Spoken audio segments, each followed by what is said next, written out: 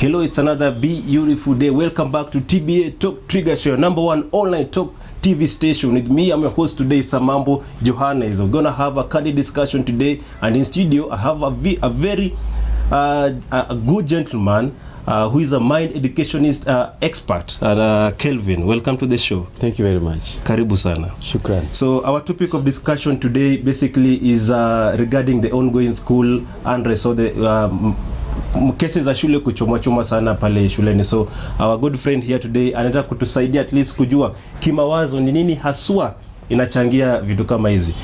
Kelvin, based on your expertise, what do you think is the problem in our schools? Thank you very much for inviting me for the show. I really appreciate for the good work you're doing. This is not the first time schools are being burnt down. Probably the cases have been happening several times, but again, this time around, so far I guess around 31 or so schools have been burned down. 31? Yes, and counting. And counting. Yes. Recently we visited a school and we had a chance to talk to the students, and out of that we also able to get different views on why such kind of things are happening. But something important we have to think about. Everyone is in a crisis, not only the students, due to the pandemic that has passed across for the past few months or since last year. And everyone is challenged, and I think it is time that we have to address issues in all rounds. So what are some of these issues? You know, when you're talking about issues, I'm seeing even on social media, even when our principals are talking, our ministers are talking, they're talking about issues. What exactly are these issues? I think the first thing we have to think about is, in this occasion, the greatest thing people are now doing is blaming each other. The parents are blaming the students are blaming the parents, the teachers are blaming the students and the parents. And when we start blaming people, we cannot have a clear solution to the problem. I think it is time to sit down with the students and probably be able to listen to the kind of challenges they are undergoing in school. And once we have that room to listen to the kind of challenges they are undergoing in school, we can be able to find out better ways to solve the problem. Earlier on, you mentioned that you've been to schools, eh? Yes, school you visited. Yes. Maybe you talked to some of the students over there. Yes. What did they tell you? There has been a change in the system of learning. Initially they used to have long holidays, but this time around they have like a 1 week, a 3 days kind of a holiday, and they feel like there's a lot of work that has been put on them, so there is a lot of stress upon them, and they cannot have easy time to be able to think and connect things straight. So they are trying to, I think the banning of the schools is a method whereby they are trying to pass a message, and that message needs to be listened to.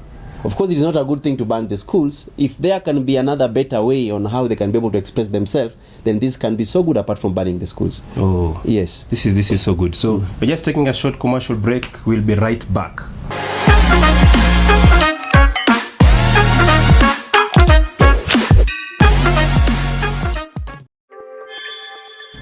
So welcome back. Remember, this is TBA Talk Trigger Show. Remember to also head over to our YouTube channel, the TBA Talk Trigger Show. Like, subscribe, and share. Earlier on, we are discussing about some issues over here regarding the school unrest. Na ningependa pia kusikiza zaidi kutoka kwa wazazi, wanafunzi, na pia walimu. And my colleague Natasha was on the ground this week. Maybe you get to listen to some of the views from these three groups.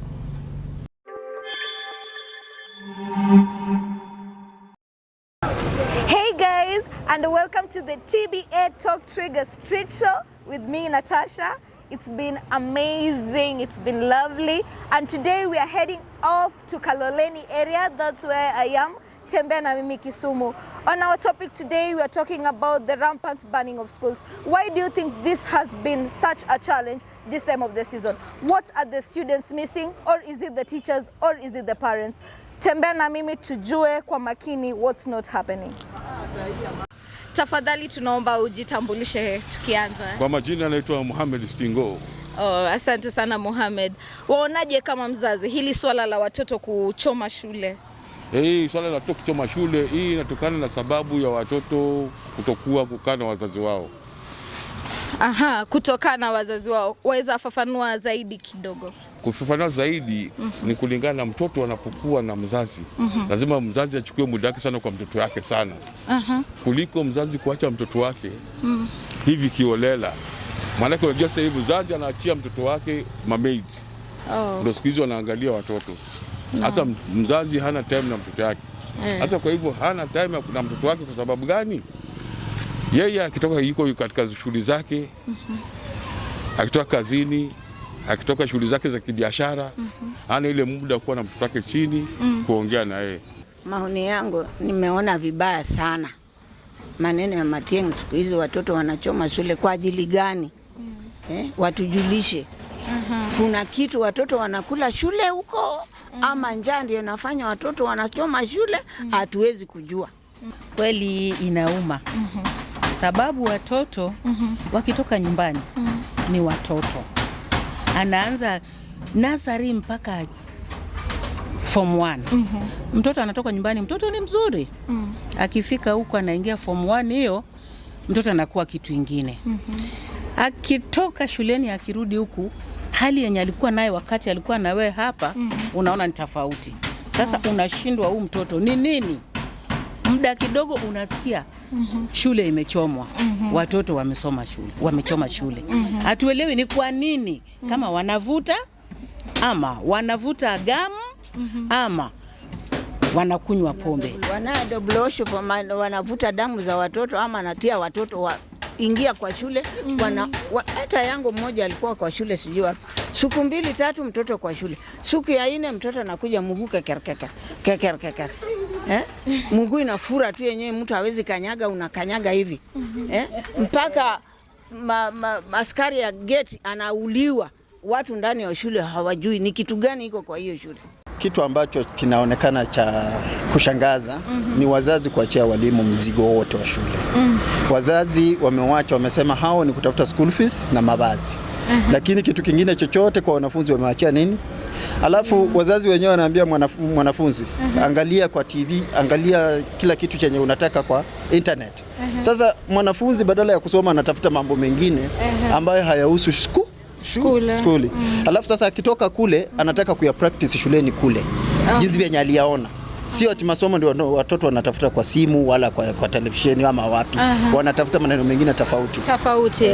Na wadhani hii ni kwa nini au tu nyinyi kama wazazi hamna muda na watoto, ama ni kwa nini watoto wamegeuka hivi? Unajua shida ni kwamba maisha ya mwanadamu saizi, maisha ya Mkenya imepanda.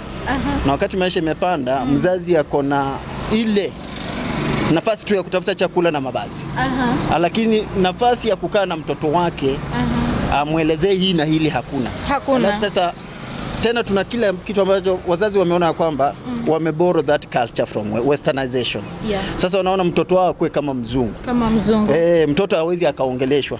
Na kitu ambacho kiko tena, wazazi wakati wa serikali isema kwamba imetoa kiboko. Kiboko kwa mtoto Mwafrika ni muhimu. Hata mimi nilichapwa ndio nikakuwa jinsi yenye niko hivi.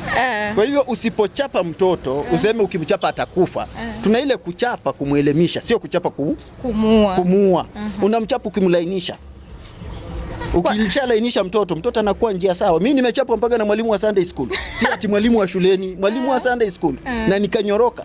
Na inafundisha maadili mema. Kiboko inafundisha mtoto Mwafrika. Ngozi yako nyeusi lazima ichapwe. Spare the rod, spoil the child.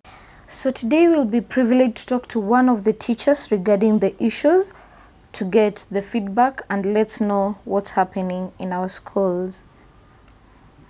It will be an online talk with the teachers, with one of the teachers.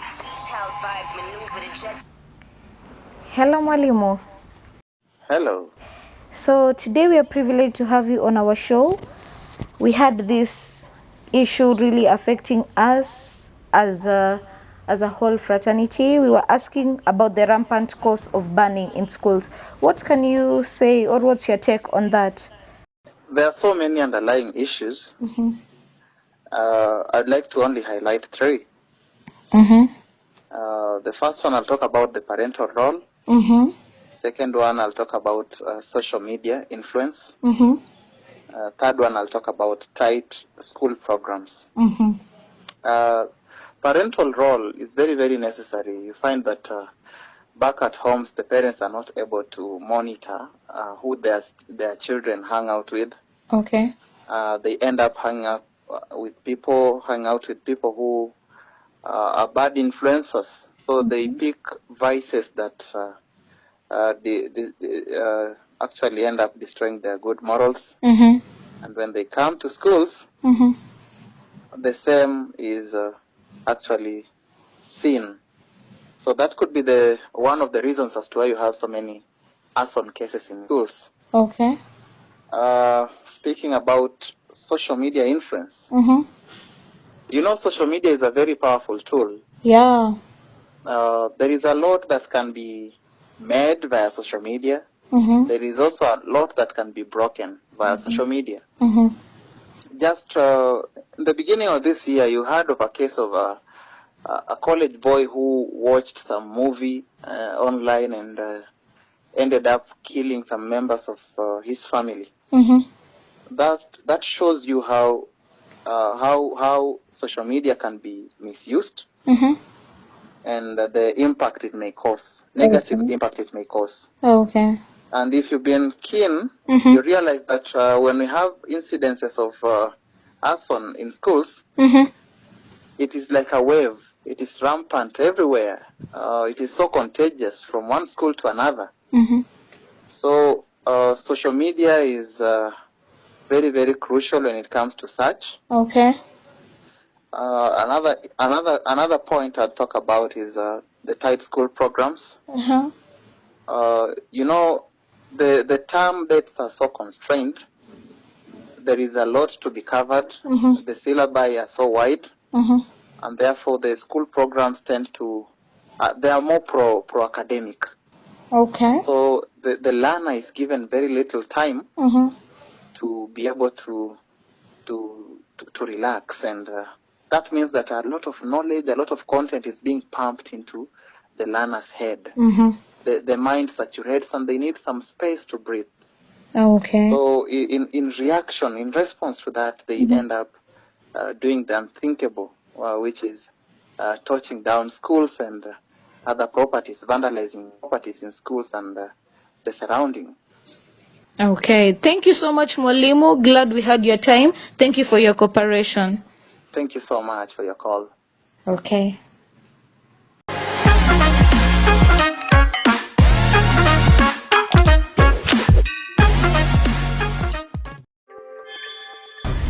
Thank you so much, Natasha, and back to you, Kelvin. You've heard the views of the parents over there and even the teachers. Three things that are quite evident. They're blaming the social media, there's parental control and tight schedule, the current system. What can you say about that? Out of the talks that I've been having with students, I think something that is very important is we need to understand how our life is based.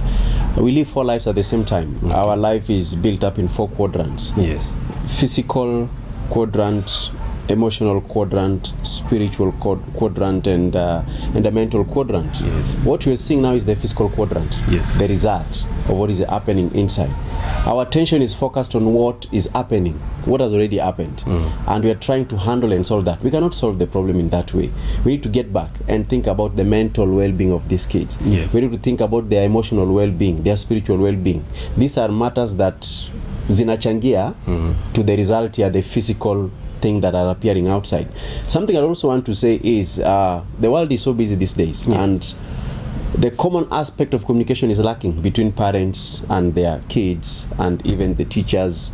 Everyone is busy trying to fulfill some mission in life, but we are forgetting that we need time to talk about what we feel from our hearts. So wazazi wako busy, mtu anatoka nyumbani asubuhi anarudi nyumbani late, hana muda na mtoto, wanaona kama muda mrefu kwa shule, hawana muda na wazazi. So ile point ya kuwa na expression, the kids will tell their parents how they feel from their hearts. The parent will tell the kids how they are having challenges in their lives. They don't have that particular time. So in short, you're also agreeing with some of the views that we've heard from the parents, you know. We can say there is kuna shida, kuna ule upungufu kwa wazazi, the parent, the government, like the society in general. We all have a role to play in this, yeah? Yes. Do you also agree with umesikia kuna wengine wanasema corporal punishment irudishwe? We've even had some of our ministers talking, even clergy the other day wakisema that warudishe kiboko. Itasaidia kweli, and is this the right call at the right time right now? I wouldn't say it is wrong or it is right, but I'll definitely say before you get back to the corporal punishment, will you make this person understand why he's being punished? This is very important. Okay. I mean, a mistake has already happened, and you are not trying to find the cause of the mistake, but instead you want to punish this person for that mistake. In this case, kila ambacho utapata inafanyika, people will be repeating the same mistake again and again and again without realizing why. So yes, we can punish, the kids can be punished, but first of all, we need to create a forum where they can be able to understand exactly what is it that is troubling them and how can we have a better solution to that. Ikifika ile hali anakuwa punished, anajua ile makosa anakuwa punished aki ni yangu nilikuwa nimeifanya. So pasipo kuelewa hata kumpunish ni kazi bure. Okay. Thank you so much. And maybe tukimalizia your closing remarks as a mind expert, maybe looking at that camera, what can you tell our young brothers and sisters?